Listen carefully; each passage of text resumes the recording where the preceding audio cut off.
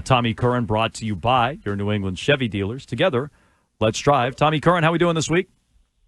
I am tremendous. How are you guys? Very Thanks good. for having me. Yeah, no problem. We're doing great. We were picking up with some of what you wrote at NBC Sports Boston. The Patriots' propensity for stupid is hiding what could be a good team. You wrote a lot about this, but how do they fix being stupid, Tom? Cut it out.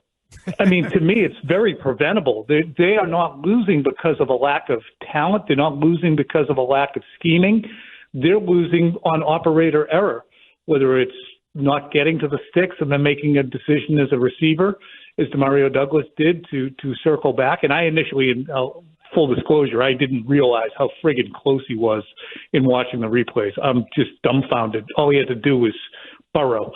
So that, if you're Drake Maye and you've been told since you were probably 7 years old and you're now 23, take care of the ball, whether you're playing basketball or football, and you throw it flat at the goal line when there's nothing but green grass or plastic grass in front of Keyshawn Boutte, when you are for 80% of a sack doing the right thing, and in the last 20% of time you decide to try and flip it someplace, we could go on. You know, they feel, here's the thing, Jonesy, they feel so preventable, but on the flip side, too, we've seen bad teams who remain bad because bad losing football becomes part of their DNA, becomes part of their marrow, and it's just, you can bet on them doing something dumb.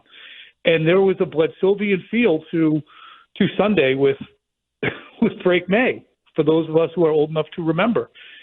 Oh, nice throw, nice throw, nice throw. Oh, no, what's going to happen? There it is. So I don't know. I hope it's not in their DNA, but the only way to exercise it is for Vrabel to be Parcellian, which is to say, you're not playing. I don't care. We need you. Sorry, we're not playing you. Well, and I'm not saying about May. No, I know, but speaking to that, what would you do with Ramondre Stevenson, and then also what do you think they will do with Stevenson? I would bench Ramondre Stevenson or dress him and don't give him carries unless, you know, it's an emergency, because now when you have 9 fumbles over the course of 2 seasons, if he goes out there and fumbles on his first carry, whose fault is that? I mean, yes, it's the person who dropped the ball, but isn't it like if your kid gets his license and he has multiple fender benders and accidents and you don't take the license and the keys away for a long time and let him just drive around the parking lot and prove to you with you sitting in the seat next to him that he knows how to drive, and he goes out and gets in another fender bender, who's the moron? I mean, who's at fault? Mm-hmm. So to me, until he's proven for practice after practice that he can have people hanging off the football and he doesn't lose it, that he can prove that he can run with 2 hands on the ball, not 1 hand. He's dropping it on minimal contact, nothing violent, nothing unexpected, nothing like, oh my God, where'd that guy come from? Just normal, minimal contact. So until he proves he is willing to run with 2 hands on the ball at all times, like a little 1970s fullback, he can't play. What about Pop? Nah, I'm not as bothered by him as you are. Oh, so I'd get rid of him. So he's out there. Yeah, I mean, what did he do? He didn't get to the line to gain. Well, he didn't get to the line to gain. Then he said there was no play design there. They actually didn't design it. They just ran a play, and then he laughed it off after the game. And he hasn't been productive for 3 weeks. So I mean, there's more to it than just not getting the play. He also seems to have poor chemistry with Drake. I don't know if that's more about May or him, but I think there's a lot of reasons to sit him down. Well, he had 66 catches last year, and I would actually say, I don't know if it's him or if it's May, but how many of those throws have been catchable? Like that screen that May threw practically Dan Quisenberry off of 1 foot that short hop Douglas, and yeah, it hit his hands. It was a horrendous throw. The number of times he's airmailed him. I think it's hard for May with his C-grade accuracy to throw to somebody who's the size of a fire hydrant. But I don't know if Douglas necessarily deserves a benching. Maybe get Chisholm up, but I don't see benching Pop Douglas because I just don't think that there's a litany of ridiculously stupid things he's done. You know, even prior to that, though, he's had his playing time pretty greatly reduced. He didn't play a ton in the Miami game where they looked pretty good. He might be the 4th receiver anyway, and I don't know. I'd like to see more Kyle Williams. I'd take a look at Chisholm as well, but I guess we'll see what they do.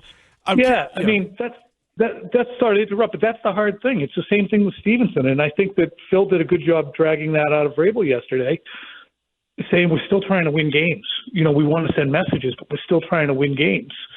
So it's nice to be a hanging judge and say, well, that guy can't do this or that, and then where are you? There's an urgency with this team that hasn't really been present to win games now this year. And because of that, I think Mike is having a hard time being the strict disciplinarian. And I heard you guys talking, and that's what I was thinking as you guys were talking, is his hands are not tied, but he wants to win now. He wants to get the best guys on the field. So he is in a position where he has to swallow hard and accept some stuff that he wouldn't otherwise. So it's really interesting to watch him trying to make these decisions. He doesn't seem to be all that bothered by the penalties. They're one of the more penalized teams in the NFL, and it seems like each week, whether it's press conferences with you guys or his interviews with Greg, he's like, well, you know, Will Campbell, that's not really a holding, or like that. I don't know about that one. Like, I don't know. I even if he feels that way, I'm surprised he seems to be giving excuses to his team for all the penalties they've had. Yes, and I think lamenting penalties that get thrown against you when you're also profiting on the other side, like the Keyshawn Booty DPI that came on a 3rd and 4, or even a 4th and 4, maybe. I can't. 3rd and 4 it was, and Maye didn't even keep it on the grid. It was off. It was not a catchable ball. It was minimal contact, and the Patriots got that drive extended early in the game. So the Patriots have been thrown some bones too. So I do see what he's saying. Some of the more aggressive teams are usually in the middle of the pack. Then you have cement-headed penalties. And the Patriots have been guilty of plenty of cement-headed penalties that Mike even had defended last week with, I believe it was Caleb on Chase on an alignment thing. Usually the ref will tell you to move back or they're going to throw it next time, and they didn't do that. Just you ask then, Caleb on. So I see what you're saying, but this is one of the subtexts to this season is last year was the foundational let's build it year. Mike wasn't here for that, so he comes in, and he'd love to be able to say, well, we're going to put a program together and be this way, but I think the entire mindset is, all right, party's over. We're going to start winning football games, which they should be. I mean, God, they could be 3-0. Yeah. Well, they could be 3-0 with the Panthers coming, and then after the Bills, they had the friggin' Saints and Titans. Yeah, they could have been on the cover of Sports Illustrated. Well, they could have been. They also could be 0-3. But yeah, no, I hear what you're saying. Let's get to this week's Drake Take from Tommy Curran, presented by your New England Chevy dealers. Together, let's drive. Statistically, Drake having a much better start to the year, 3 games into year 2.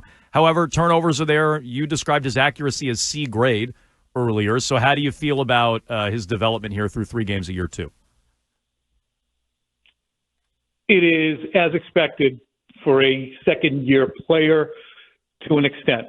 Remind you that Drew Bledsoe once had a 5-pick game in his rookie season, and in Tom Brady's Super Bowl season in 2001, his second year in the league, he once threw 4 interceptions on 4 fourth-quarter possessions at Denver, and the Patriots lost that game 31-20. Those things are going to get better. It's interesting because when you saw Maye in the fumble, and the fumble was even more egregious than the horrendous pick, I was watching the game with Scott Pioli because he was a post-game live guest, and as the pressure came around Maye, Scott's like, see, look at that. Good job. 2 hands on the ball. See, that's he's learning. Boom, the ball pops out. And then you see the replay, and it's because he was only 93% of the way toward making a responsible football play that a mature player makes. But last year, he probably only would have been 30% of the way. So it's improvement. It's a good player, but he's got to cut the foolishness out. It's becoming less and less excusable all the time. I don't think any of it's excusable now when it's really bad. You know, we spent so much time talking about the turnovers yesterday and even today. We only spent a little bit of time on the 4th and 1 from their own 15 decision to go for it, and then the play call. I'll be honest, I was excited about going for it. I thought it was aggressive, and they kind of needed it. They were very flat at that point. I almost spit my beer out on the play call, which they got away with, but pitching it back 5 yards when you only need to get 3 feet was sort of surprising. But what was your take on that whole decision and play call? The interesting thing was they got away with it. They ran the same play later. Yes, I know. and picked it up again. Right. And it just didn't look that smooth on the first decision. Mm-hmm.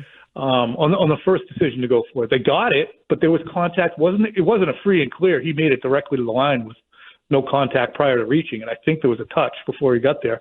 Anyway, I like it. You want to win the game. Mm-hmm. And I think that a lot of this too is